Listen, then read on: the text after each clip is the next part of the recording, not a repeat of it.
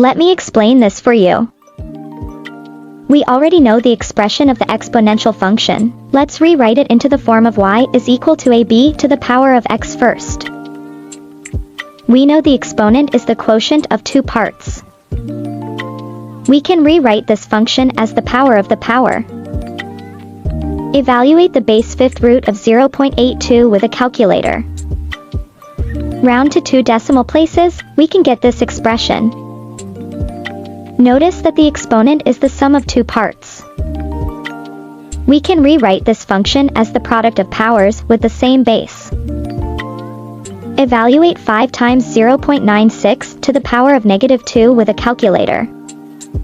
Round to 2 decimal places, we can get this expression. Since the base 0 is less than 0.96 is less than 1, and the coefficient 5.43 is greater than 0. So it represents exponential decay. Use the decay factor 1 minus r to find the rate of decay. We obtain 1 minus r is equal to 0.96. Solve this linear equation for r. So the result is r is equal to 0.04. So the rate of decay is 4%. Congratulations! This problem has been solved.